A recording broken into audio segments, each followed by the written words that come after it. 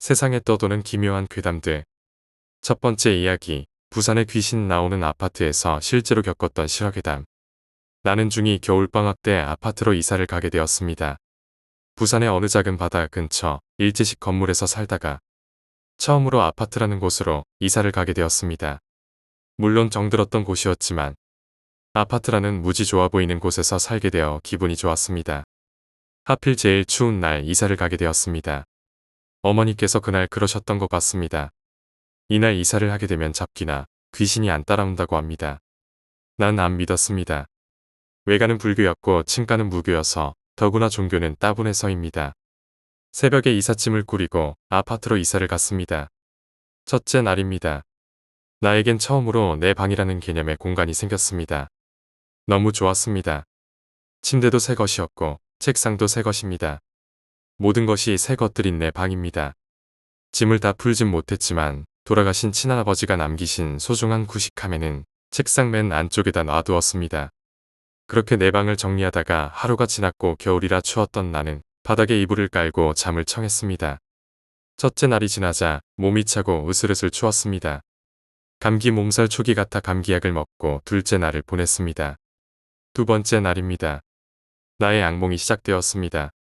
꿈속에서 내가 침대에서 자다 일어나서 내 방을 나와 화장실을 거쳐 거실에 있는 냉장고에서 물통을 꺼내드는 순간 냉장고에 쭈그리고 있던 귀신이 나를 보면서 우리 집이야 하며 나와 눈을 마주치는 순간 짚고 있던 물통을 떨어뜨리면서 잠이 깨는 내용이었습니다. 물론 식은땀을 흘리며 꿈에서 깼습니다. 여기서 끝난 게 아니었습니다. 그 꿈은 그 꿈 속에 똑같은 꿈이 들어있는, 즉 반복적인 꿈입니다. 그 냉장고 귀신을 수없이 봤고 이젠 귀신이 짜증스러웠습니다. 그 꿈으로 나는 감기 몸살 기운이 더 심해졌습니다. 셋째 날입니다. 몸이 어느 부위든 닿기만 하면 아프고 추웠습니다. 감기 몸살 증세였습니다. 병원에 갔지만 내 몸은 건강하단다. 그냥 내가 박박구겨서 감기 몸살약을 챙겨 들고 집으로 와서 잠을 청했습니다. 잠을 자고 있는데 어디선 이상한 소리가 몇 번이나 반복해서 들리는 것이었습니다. 그때 거실에 뻐궁리 시계가 몇 번 울었습니다. 눈이 아프고 머리가 지끈거려서 잘못 들은 거라고 생각하고 잠을 청했습니다. 네 번째 날입니다. 몸살 때문에 누워 아무 곳에도 못 가고 하루 종일 TV나 잠만 자면서 보냈습니다. 그날도 잠을 자고 있을 때 어디선가 또 이상한 소리가 들렸습니다. 그때 뻐궁리 시계가 우는 것을 들었고 무거운 눈꺼풀을 올렸습니다. 그때 천정엔 환한 후레쉬가 터지는 것을 보였고 다시 잠이 들었습니다. 아파서 꾸는 꿈이라 생각했었습니다. 다섯 번째 날입니다. 꿈속 귀신이 무서워져서 어머니께 말씀드렸습니다. 그랬더니 악몽엔 베개 및 치카를 넣어두는 게 좋다면서 신문지로 감싸 베개 밑에 넣었습니다. 베개가 딱딱했지만 귀신을 안 보면야. 악몽 대신 현실로 찾아왔습니다. 침대에 전기장판을 켜고 자고 있었는데 뻐궁리 울음소리로 잠을 깼습니다. 시계는 아침을 가리켰지만 겨울이라 어둑어둑하였고 내 머리맡에 있던 옷을 벗어놓아 두던 의자의 남자의 뒤통수가 보였습니다. 아버지는 일찍 출근하셨고 할아버지도 이런 새벽에 나 노시는데 누굴까 생각을 계속했습니다. 한참을 생각하다가 불러보려고 입을 열라고 했지만 몸이 굳어 있었습니다. 이게 가위인가? 책상 위에 있던 반전신 거울로 눈길이 쏠렸습니다. 거울엔 의자엔 아무것도 보이질 않았습니다. 다시 머리맡 의자를 보면 어느 남자의 뒷머리가 보였고 거울을 번갈아 보기 수십 번. 너무 신기했습니다. 그 순간 그 의자에 앉아있던 어느 남자의 뒤통수가 딱딱 돌아가는 걸 느꼈습니다. 그 남자와 눈이 마주치면 숨이 멎는 것 같은 분위기를 느꼈습니다. 난 눈을 감았습니다. 한참이 지났고 눈을 뜨면 그 남자가 날 위에서 쳐다볼 것 같아 계속 그러고 있었습니다. 어머니가 방에 들어와 나의 상태를 보셨는데 그 시간이 얼른 오길 기다렸습니다. 방문 여는 소리가 들려 어머니인 줄 알고 고개를 돌렸지만 방문만 열린 채 아무도 없었고 어머니께선 아침 일찍 할머니 댁에 볼 일이 있어 나가셨다고 나중에 전해 들었습니다.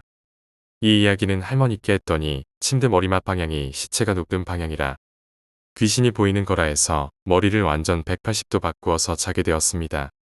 몸이 최고조로 아팠고 6일 전부터 죽도 못 먹었던 나는 벌써 수척해진 게 몸으로 느껴졌습니다. 6일째 인거를 맞았습니다. 태어나서 인거는 처음 맞아봤습니다. 아주 건장했는데입니다. 6번째 날입니다. 누군가의 말소리에 잠에서 깼습니다. 침대 왼쪽엔 벽걸이 옷걸이가 있었는데 왼쪽 남자 2명이 벽걸이에 걸려져 있었고 계속 자기들과 친구할 사람을 찾는다며 자기들이랑 친구하자면서 자꾸 그랬습니다. 귀신 같은 분위기, 꿈은 아닌 게 확실했기 때문에 거절했습니다. 벽으로 쓱 사라졌습니다. 기절했는지 잠들었는진 모르겠습니다. 7번째 날입니다.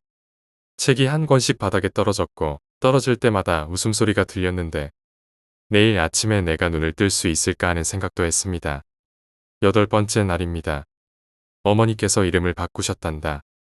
내 새로운 이름이 마음에 드냐고 보여주셨고 이름을 보게 된 순간 갑자기 몸이 조금씩 나아지는 걸 느꼈습니다. 저의 공포담은 여기까지 어머님께 들은 이야기입니다. 제 이름은 사실 KDJ였습니다.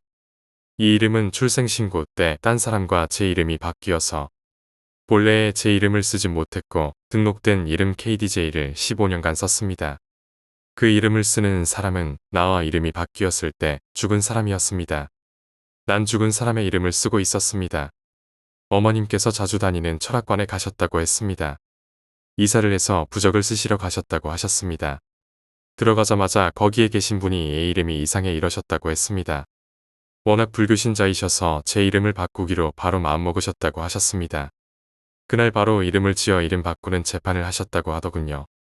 미성년자에 개명하는 시간은 최소한 달이지만 어머니께선 제 이름 바꾸는 게 급하셨고 뒷돈을 주시고 제 이름은 이사간 첫째 날부터 딱 일주일 후 8번째 날에 바뀌게 되었습니다.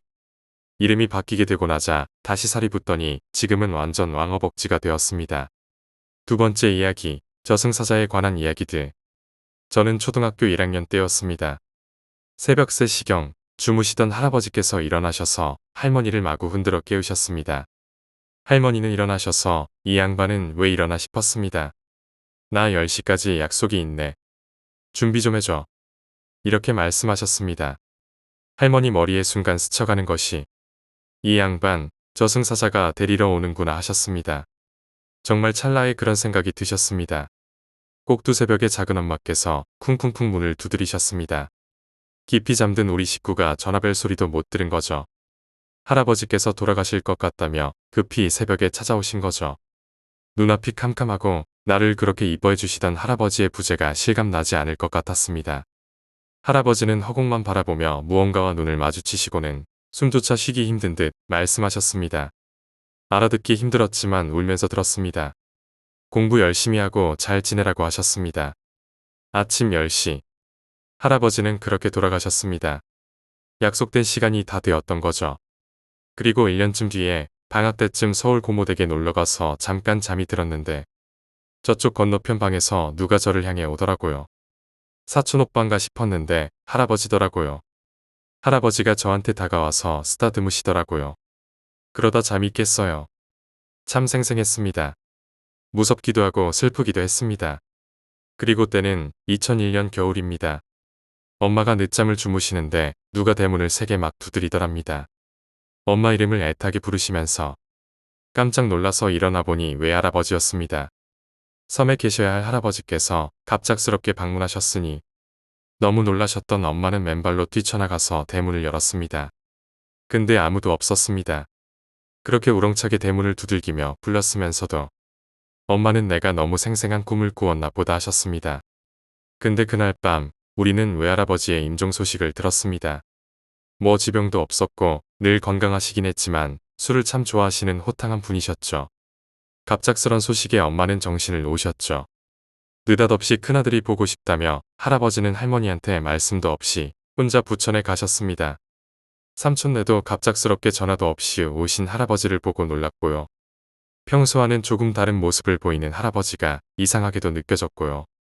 하룻밤을 잘 주무시고 할아버지께서 늦잠을 주무시길래 아버지 식사하십시다 하고 깨우니 움직이지 않으셨습니다. 그 아침 할아버지는 엄마에게 찾아오신 거예요. 가시기 전에 당신 자식들을 하나씩 다 보고 가신 것 같아요. 돌아가실 걸 미리 알고 아들에게 가셨을 테고요. 그리고 같은 해 제 남자친구의 이모님께서는 어느 날 옷을 꺼내려고 장롱문을 열자 제사 지낼 때 쓰는 향 냄새가 확 밀려오는 것을 느끼셨습니다. 언제 누가 여기다가 향을 갖다 놓았나 하며 뒤져보아도 아무것도 없었습니다. 그런데 그날 밤 큰아들을 잃으셨습니다. 큰 사업에 남부러울 것도 없는 집안의 기둥이었고 늘 좋은 사람이었던 남자친구의 사촌형이었습니다. 사망 이유는 교통사고였습니다. 부부 동반 여행을 갔다가 건너편에 있던 부인을 보고 길을 건너다가 차에 치여 그 자리에서 숨졌습니다. 갑작스런 죽음, 그 앞에도 무언가가 있었나 봅니다. 그 향냄새는 어쩌면 무언가의 죽음 앞엔 늘 복선이 깔려 있을지 모르겠습니다.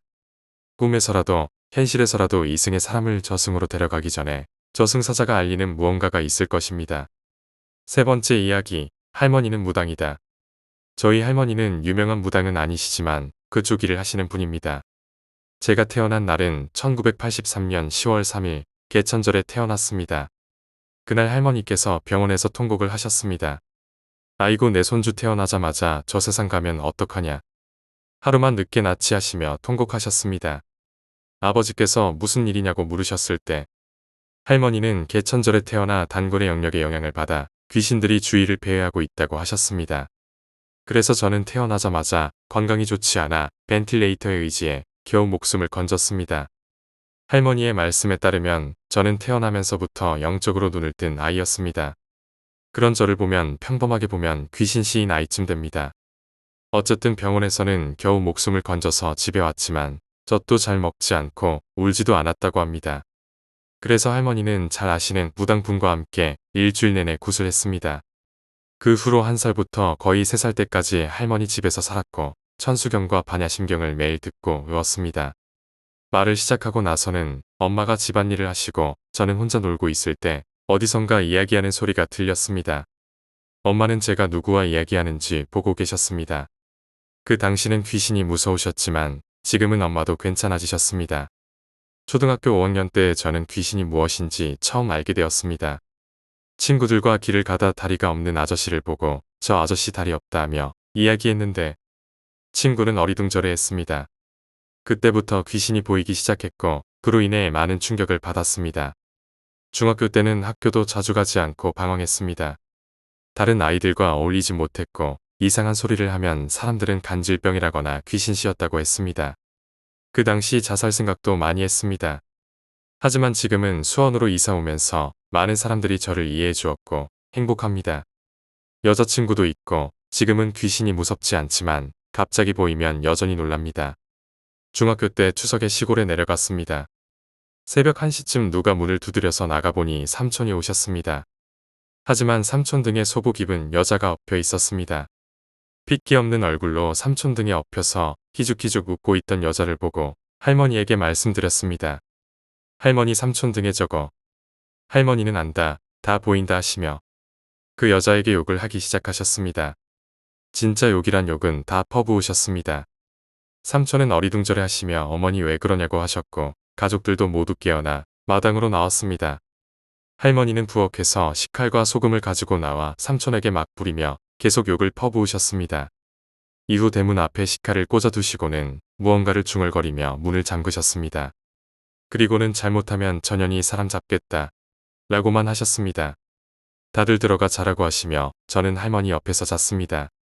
몇 시간 뒤에 화장실에 가려고 일어났는데 그 귀신이 담벼락에서 올라오려고 하는 모습을 보았습니다. 그 귀신이 고개를 들어 저와 눈이 마주치자 마치 무언가에 환장한 듯한 눈빛으로 저를 노려봤습니다. 저는 그 순간 얼어붙어서 다리도 움직이지 않고 목소리도 나오지 않았습니다.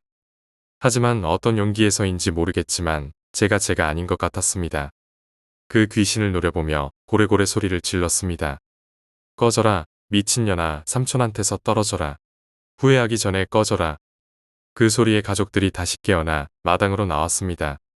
그리고 저는 그 후에 기절했습니다. 어쨌든 제가 그랬던 덕분이었는지 할머니 덕분인지 삼촌은 아직도 건강하시고 그 처녀 귀신은 더 이상 보이지 않았습니다. 할머니는 제 덕분이라고 하시더군요.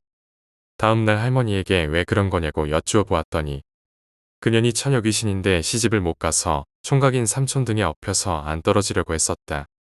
상갓집에서 붙은 것 같다. 내 덕분에 삼촌 살렸다. 라고 하셨습니다. 네 번째 이야기, 무덤가를 기웃거리지 마라.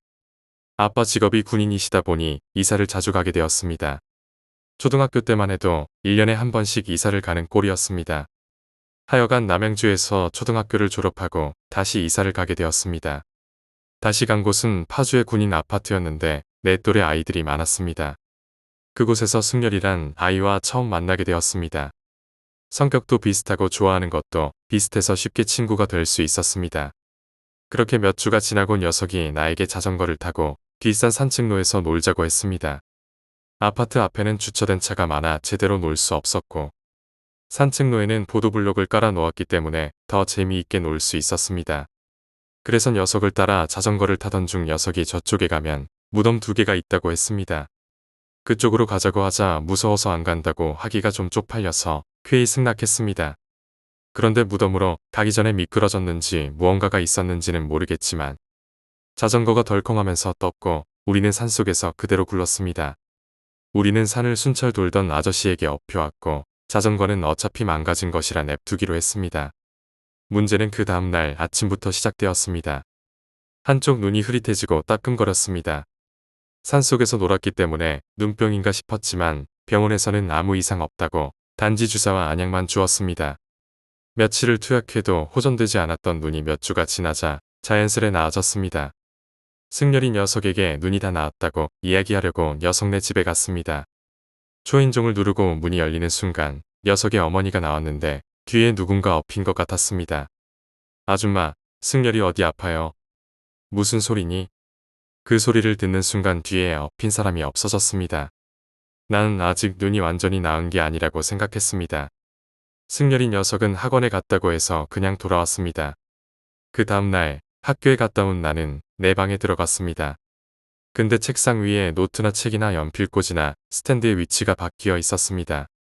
엄마에게 내 책상을 건드렸냐고 물었고 엄마는 사춘기에 들어서는 나를 위해 내 방에는 아침에 깨울 때를 빼고는 들어가지 않았다고 하셨습니다. 그날 밤부터 꿈을 꾸기 시작했습니다. 온통 빨간색이 덮인 꿈이었습니다. 빨간색은 사람을 흥분시키고 미치게 하는 색입니다. 그 꿈을 대략 6시간씩 매일 보니 정말 아침이면 힘이 빠지고 죽을 지경이었습니다. 엄마는 꾀병 부리지 말라고 했지만 꾀병이고 뭐고를 떠나서 몸에 힘이 없었습니다. 결국 다음 날은 조퇴를 하고 집에 와서 누워 있었습니다. 그런데 정말 이상했습니다. 내 방에는 블라인드가 되어 있는데 창밖으로 웬 그림자가 자꾸 왔다 갔다 했습니다. 대낮에 귀신이겠냐 싶어 눈을 꼭 감고 누워 있었습니다. 이번엔 침대 밑에서 누군가 퉁퉁하고 치는 소리가 들렸습니다. 놀라서 안방으로 미친 듯이 뛰어갔습니다. 엄마에게 이야기를 했더니 엄마는 몸이 약해져서 그렇다면서 보약을 해주신다고 하셨습니다. 일주일 후 약을 지어서 먹기 시작했습니다. 약을 먹을 때마다 비린내도 나고 맛도 그다지 쓰지 않지만 너무 이상했습니다. 결국 약을 먹은 걸 토해내는데 불끄스름했습니다. 입맛이 없어 저녁도 안 먹고 엄마가 약이라도 먹으라는 걸 간신히 먹은 것인데 불끄스름할 리가 없었습니다. 아빠는 점집에라도 데리고 가보라고 하셨습니다. 아빠는 유아세례까지 받으신 신앙 깊으신 기독교 신도이십니다. 그런 아빠가 그렇게 말할 정도면 많이 이상했나 봅니다. 초등학교 6학년 때까지 58kg 정도 되던 내가 중학교 입학한 지 3달도 안 돼 14kg이 빠졌습니다. 결국 엄마와 점집에 갔습니다. 점을 보시던 분이 내 눈을 보더니 왜 네가 그 눈을 가지고 있지? 라고 다그치듯이 물어보셨습니다. 엄마와 난 무슨 말인지 몰라 가만히 있었습니다. 그러더니 흥 그깟 물건으로 그 귀한 걸 얻었구나 그러면서 막 야단을 치는 것이었습니다. 넌 순리에 어긋나는 짓을 했다는 둥, 자기처럼 되고 싶냐는 둥, 굿을 버려야 한다고 했습니다. 하지만 우리 집안은 기독교이고 돈도 장난이 아닐 터 안 한다고 했습니다. 하지만 그 여자는 네 마음을 아니 내 그냥 해주겠다라고 했습니다. 그리고 3일 후 굿을 했습니다. 난 점차 호전되었고 다시 생기를 띄었습니다. 엄마는 그 무당에게 무슨 일이 있었냐고 물어봤습니다. 엄마에게 들은 바로는 무덤에 갔던 내가 자전거를 버림으로써 죽은 사람에게 선물을 하였고 그 대가로 영안을 얻었다고 합니다. 그 영안을 받으면 일찍 죽던가 신내림을 받게 되던가 둘 중 하나인데 난 일찍 죽을 운명이었다고 합니다. 그 뒤로 난 산을 잘 안 가게 되었고 가끔 눈에 통증을 느낍니다. 5번째 이야기, 저승길 동행. 산에 단풍이 들고 석양이 붉게 물들면 갑자기 맥주가 한 잔 땡기는 날입니다. 그날도 오후 늦게 모임이 있어서 부랴부랴 준비하고 급히 차에 시동을 걸렀습니다.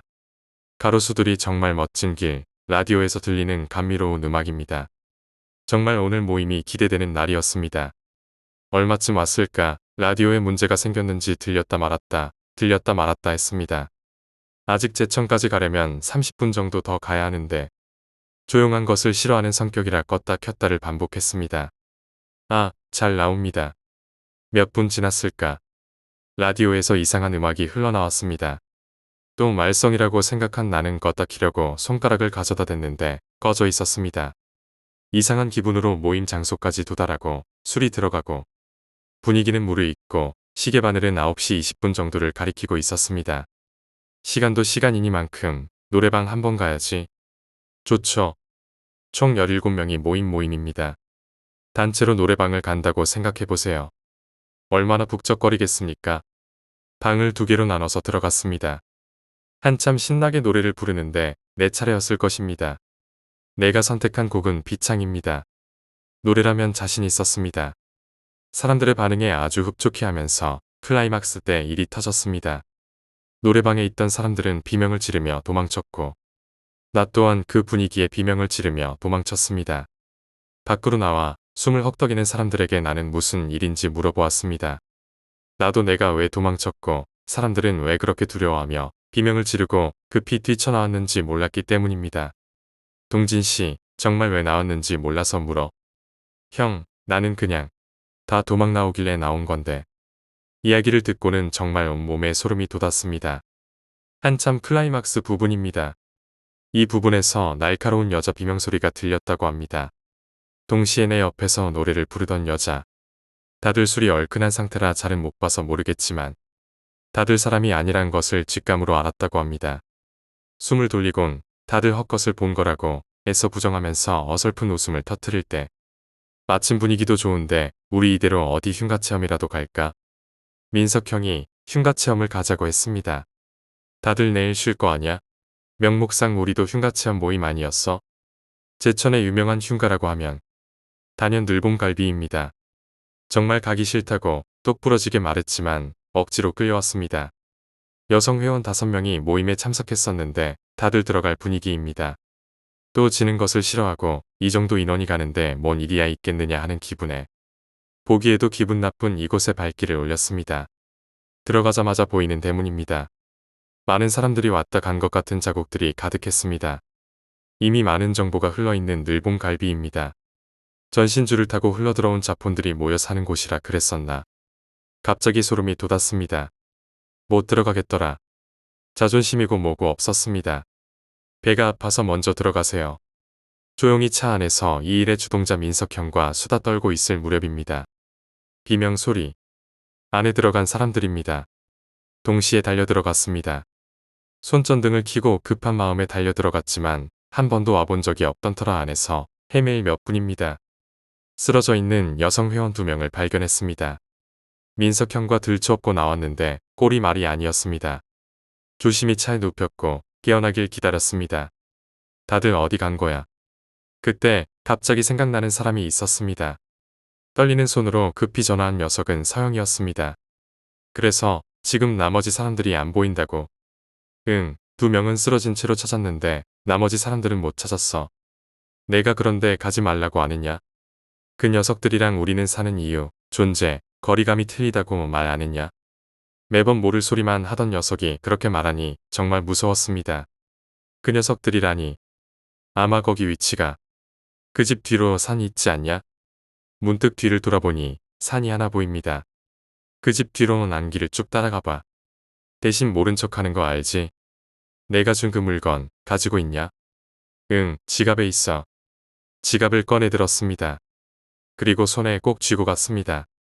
혼자 가긴 정말 무서워서 여성 회원들이 깨어나자마자 민석형과 같이 동행했습니다. 산으로 가는 길. 저기 웅성웅성 거리는 소리가 들립니다. 달려갔습니다. 나머지 회원들은 이끌려가듯 느린 발걸음으로 산을 오르고 있었는데 저 앞에서 어떤 여자가 보였습니다.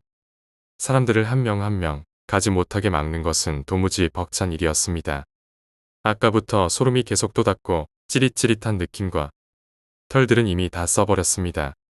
언제서부턴지 손전등도 꺼져버렸고 민석형이 보이지 않습니다. 도무지 손 쓸 방법도 없이 산을 힘겹게 올라가는 모임 막내 지역이에 뺨을 세게 내리쳤습니다. 나머지 회원들의 뺨도 내리쳤고 다들 정신이 드는지 나는 안도의 한숨을 쉬었습니다. 그때였습니다. 앞에 사라졌던 그 여자의 모습이 보인 것입니다. 사람의 목소리라곤 생각 들지 않는 그냥 가전제품 삐하는 소리 같은데 엄청 소름 끼치는데 깨어난 사람들을 데리고 급히 달려내렸습니다. 다들 비명을 지르는 힘도 없이 울먹이며 뒤도 돌아보지 않고 급히 달려내렸습니다. 차에 시동을 걸고 차를 몰았습니다. 정신없어 보이는 얼굴들이었고 나 또한 제정신은 아니었습니다. 마주오던 차량과 사고가 났습니다. 그로부터 2주일이 지나고 나는 여러 친구놈들에게 그때 일을 말해주었지만 역시나 미친놈 취급이었습니다. 그나마 알아주는 녀석이 서영이었지만 그리 큰 관심사가 아니란 듯이 문병 선물로 온 음료수를 아무렇게나 까제껴 마시고만 있습니다. 넌 산으로 갔을 거란 거 어떻게 알았냐? 궁금했었습니다. 정말로 이 녀석은 매일같이 그런 것들을 보고 사는지. 네가 전화했을 때 어떤 여자 홀령이 그랬어. 산으로 데려갔을 거라고. 정말 무서운 녀석입니다. 6번째 이야기, 환청. 아직 덜 풀린 추위 속에 친할머니 댁에서 친척들과 설을 보내고 오는 길이었습니다. 아직은 시골이지만 도로도 크게 뚫려있는 곳이었는데 길을 걷다 보니 건너편에 친누나와 친척 누나가 같이 걷고 있었습니다. 사고가 난 영향 때문인지 아니면 그때 머리를 살짝 다쳐서였는지 자세히 기억은 나지 않지만 조금 남아있는 기억과 옆에서 지켜봤던 누나 말로는 내가 길 건너편에서 누나 하면서 큰 도로를 무단횡단으로 막 달려왔었다고 합니다. 내가 차를 보지 못했는지 승용차가 이내 웃으며 달려가는 나를 누나 앞에서 크게 부딪히고 나는 거진 신호등만큼 붕하고 떴다가 떨어졌습니다. 누나가 늘 하는 말이 있습니다. 너는 그때 풀숲으로 떨어지지 않고 그대로 도로에 떨어졌으면 일찍이 하나님 곁으로 갔을 거야. 그 사고 당시 기억이 없는 가운데 정말 몸이 확실히 분명하게 느낀 게 있습니다. 차가 달려올 때 분명 차갑고 음습한 무언가가 나에게 달려오는 것을 느꼈고 차에 치인 순간에는 한없이 밝고 따뜻한 빛 같은 것이 느껴졌습니다. 그렇게 찰나의 어둠과 빛을 한꺼번에 느끼고 눈을 떠보니 나주병원이더라고요. 그 후 약 3달간 입원을 하게 되었고 덕분에 4학년은 다른 애들보다 2개월 정도 늦게 들어가서 좀 서먹했습니다. 그리고 사고 이후로 얻은 게 있는데 하나는 습관성 탈골이라는 정말 고통스러운 것과 그리고 이번에 이야기할 것입니다. 너희는 환청이나 환각, 꿈이라고 생각하고 싶은 그런 걸 체험한 적이 있니?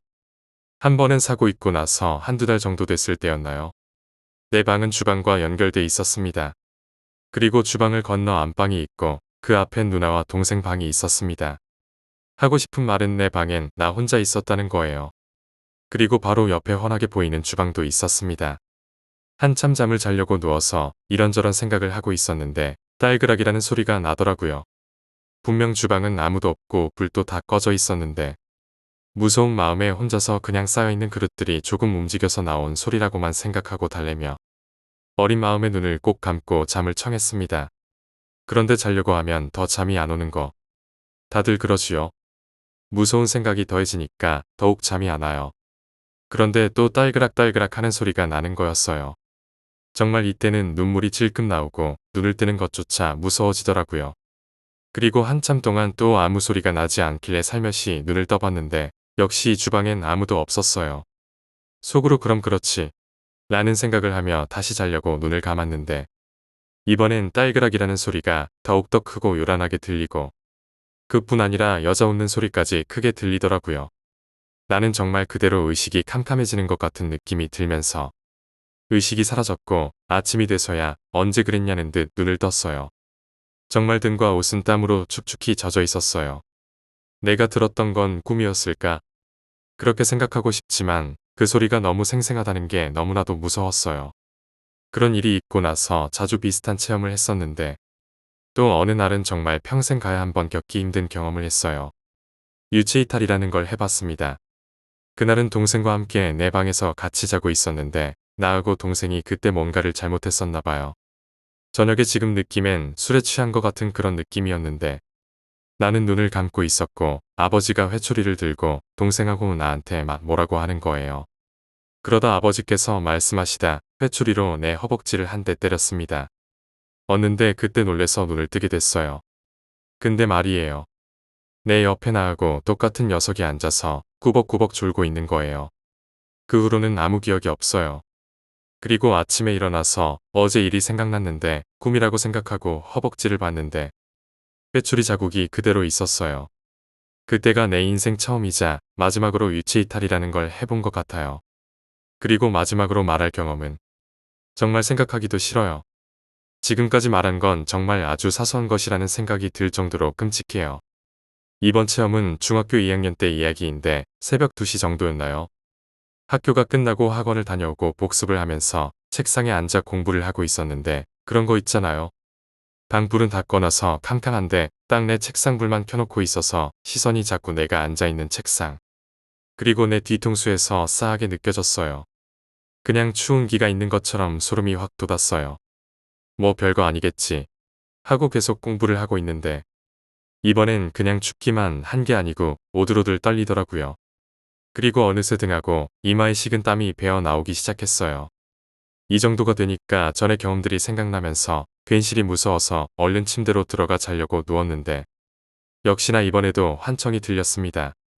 그런데 다른 때하고 다른 때는 그냥 막 아이들이 웃고 떠드는 것처럼 알아들을 수 없는 소리만 나는데 이번엔 바로 내 귀에다 대고 말하는 것처럼 소리가 정확히 들렸습니다.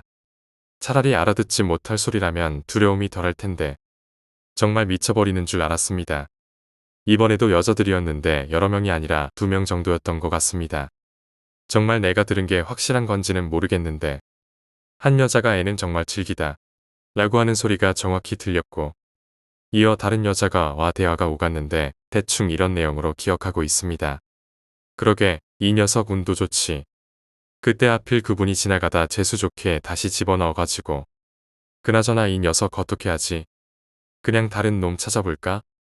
정말 이런 말을 듣지 않으려 해도 들을 수밖에 없는 상황에 있자니 심장이 터질 것 같이 긴장이 되고 땀이 비오듯 쏟아지더라고요. 그렇게 가슴 졸이며 겨우 의식을 잡고 있던 순간에 한 여자가 또 말하더라고요. 근데 이 녀석 아직 안 자고 있는 것 같지 않아? 자꾸 몸을 떠는데 지금 우리가 하는 말이 들리기라도 하는 건가? 설마 그냥 자고 있는 것 같은데. 아냐, 이 새끼 안 자고 있는 것 같은데. 확인 한번 해볼까? 정말 이 말까지 듣고 나니 차라리 일찍 잠이 드는 게 좋았을 거라는 생각이 머릿속을 지배하면서 더욱더 가슴이 뛰고 무섭더라고요. 그리고 이내 그날 마지막으로 듣고 기절해버린 소리가 있었는데 평생 너는 벗어나지 못해. 이런 소리였습니다. 정말 그 소리 듣자마자 바로 기절해버리고 아침에 다시 일어났는데 자꾸 마지막 말이 떠올라서 눈물이 한참 흘렀습니다. 그런데 그 일이 있고 난 뒤에 아직도 가끔 들리는 환청이 외에는 그들의 목소리는 들리지 않았습니다. 마지막 체험이 있고 나서부터 얼마 전까진 거의 아무런 일이 없었는데 얼마 전부터 또 자려고 하면 환청이 들리는 것 같습니다. 여러분은 그런 다른 존재의 소리를 들어보신 적이 있으신지요?